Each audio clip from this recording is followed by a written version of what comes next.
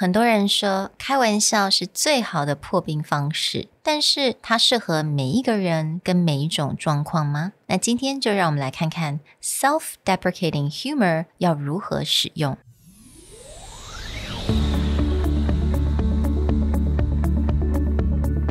Hello， 欢迎来到 Executive Plus 主管与沟通力的 Podcast。I'm Sherry, an educator, certified coach, and style enthusiast.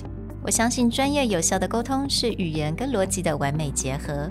And I'm Nick, a startup consultant, corporate trainer, and late-night gaming junkie. I believe great communication requires the right mindset and solid frameworks. 我们希望带给大家职场英语的技能、跨文化沟通技巧与其他能帮助您成为出色领导者的工具。Join us each week as we share our experience, research, and methodologies to take your communication and language skills from good to great.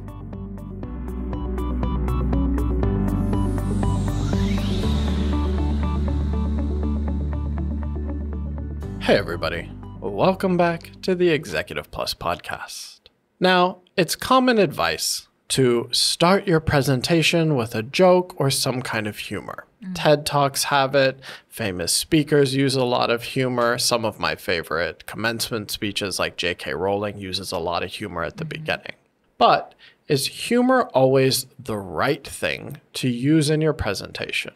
How do we do it? Who should use it? And how does it work? 前几天呢，我开始做一些 research， 那大家也知道我们在做 podcast 的之前都要来做一些研究，我就开始听了 Matt Abraham 他的在 Stanford 做的一个演讲，他就提到了一点呢，就是我们在做演讲的时候或者在做 presentation 的时候，是否要来 tell a joke， 要不要来讲个笑话。有很多的人可能会说讲个笑话来个破冰，这样子非常的有效，但是啊他有提到说 OK， 那你必须要先问自己3个问题好了。 Is it funny？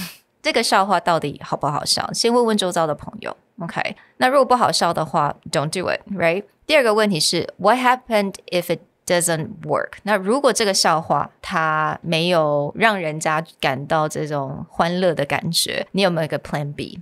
那如果没有的话 Don't do it。 那第3个问题就是你是不是很担心？你担心讲这个笑话吗？那如果 if the answer is yes, don't do it。 那他也有提到就是有一种 humor， 就是 self-deprecating humor， 那也就是我们中文所讲的开自己的玩笑，这个大概是最安全的一个方式。但是我开始就跟 Nick 在讨论了 OK， so self-deprecating humor in presentation 我们要来怎么用呢？那我们开始发现了一些好像也不是可以用在所有的状况 right?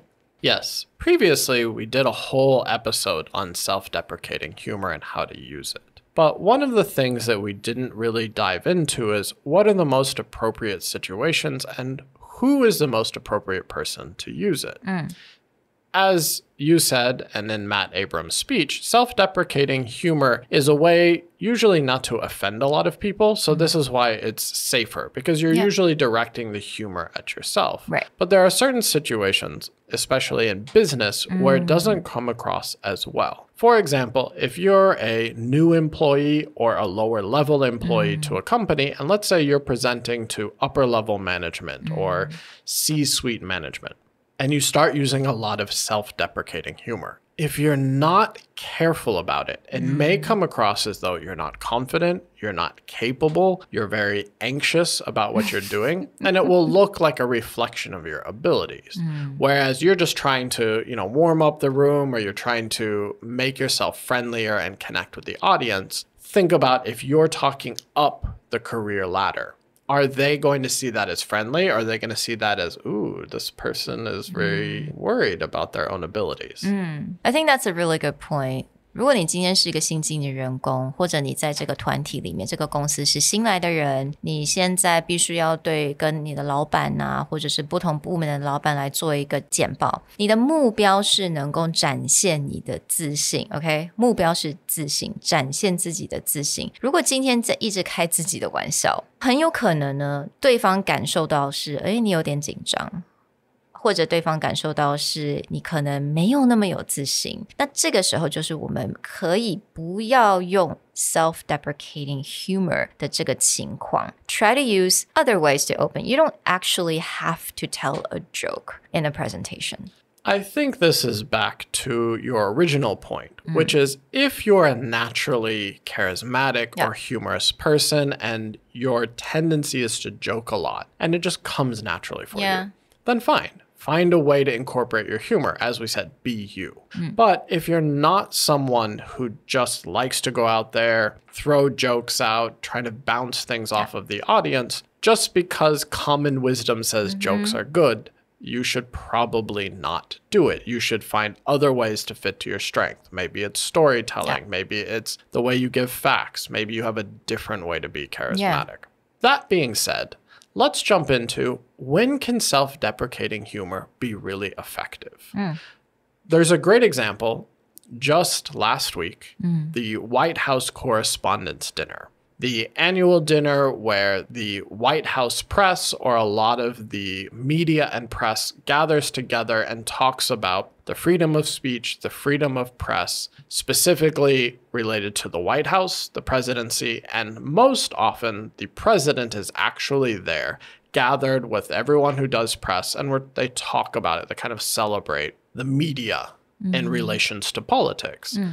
This tradition actually started back in the 1930s and 40s in the US. And actually, aside from Donald Trump, who was one of the first presidents to stop this tradition, this has been a continuous ongoing thing. When President Joe Biden goes up to give his speech, actually the first 2 to 3 minutes of his entire speech are very directed at self-deprecating humor. He makes fun of his approval rating. Right now, he has a lower than he hoped approval rating. I think it's about 43%. So he brings that up a lot. He also brings up his age because he constantly in the media all over the place, people talk about how old he is and, you know, how forgetful he might be. And he brings that up over and over again. And he just uses a lot of this self-deprecating humor. Thank you, Steve, for that introduction. And a special thanks to the 42% of you actually applauded. I'm really excited to be here tonight with the only group of Americans with a lower approval rating than I have. But I'm honored to be here at such an event with so much history. It was already referenced. The very first president to attend the White House Correspondents' Dinner was Calvin Coolidge in 1924. I'd just been elected to the United States Senate. I'm going to turn this over to Trevor now. Strap myself into my seat. And Trevor, the really good news is now you get to roast the President of the United States. And unlike in Moscow, you won't go to jail. Podium is yours. The reason why he does this and why it's actually very effective in that situation is self-deprecating humor works great when a larger-than-life figure or an authority figure is trying to humanize themselves and trying to show their friendly side. This is where self-deprecating humor can really shine. Yeah, I agree. 如果一个人他是那种很有权威的人，他是真的是 the great leader， 大家都非常的尊敬他。那站在台上呢，他如果用这种 self-deprecating humor， 他能够让大家感受到他的这种很亲切的那种感觉，而且还有很人性化嘛 ，to humanize themselves。那当然在这种状况之下呢 ，self-deprecating humor 就非常的有效。And this makes a lot of sense because it's very common in the White House Correspondents' Dinner that, in this case, Trevor Noah was the main speaker. Jon Stewart has done it in the past. They tend to make fun of the president a lot. In good humor, but they're also pointing out like maybe mistakes or they're just making a joke.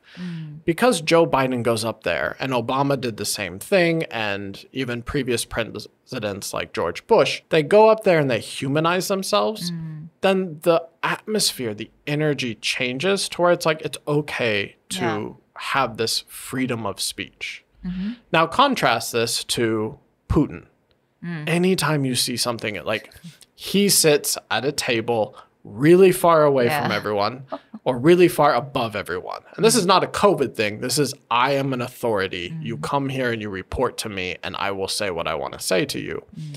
This is an authority figure. So I think that's really interesting. And that really reminds me of something I've always wondered. And I'm going to ask Nick because from your cultural background, I find that Americans particularly love being roasted, right? Roasting 这件事情好像是一个真的是蛮针对一个美式的文化 right? Like a lot of like celebrities, they host these like roasting events, right? Yeah. Basically is someone famous will sit on stage and then their friends or other famous like comedians will go up and just tell jokes and very harsh. Like really they're not holding back. Like they really dig at them.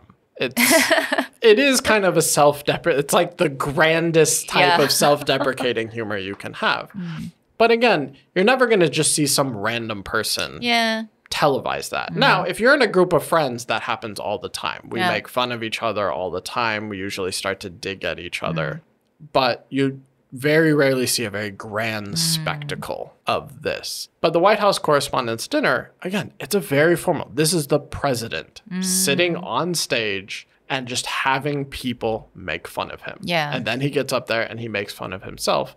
But it's a celebration of freedom of speech, right? The press is supposed to be able to tell the real story.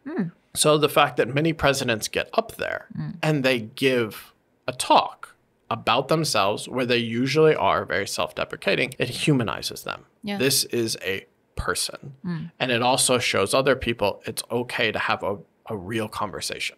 没错，所以真的要使用这种开自己玩笑的方式，要小心的使用，要用对地方，用对一个很好的一个情境。那如果你今天常常跟美国的同事或老板来开会的话，其实我觉得 self-deprecating humor 跟 roasting 这种文化你可以了解一下。当然我觉得在工作场合你要去 roast 别人，千万不要太轻易的去尝试，因为这真的是要在你的这种朋友圈里面 大家不会生气的这种状况之下才做。但是我觉得可以去稍微去观察一下你的美国的老板啊，或者是他同事有没有常常来开自己的玩笑，那他们是怎么使用的， feedback 是怎么样。So yeah, I think you can start observing and learn from your observation. Another key way to decide is back to this. If you are a manager level and say you want to be friendly with your subordinates or you want to make them feel you are more approachable, self-deprecating humor can come in really handy. It's a great way to take people at the same level as you or lower, say, in the company career ladder and just a way to break the wall between you guys. Self-deprecating humor comes in really handy.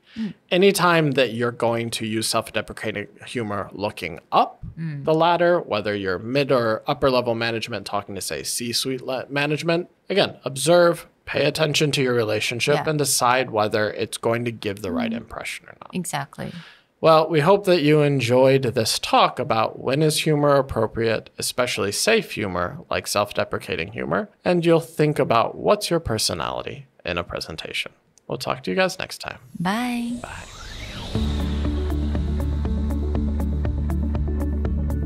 The Executive Plus podcast is a Presentality Group production, produced and hosted by Sherry Fang and Nick Howard. You can search us on Facebook, 主管英文 Executive Plus. You can also find us on Instagram, Communication R&D, and email us at sherry@epstyleplus.com.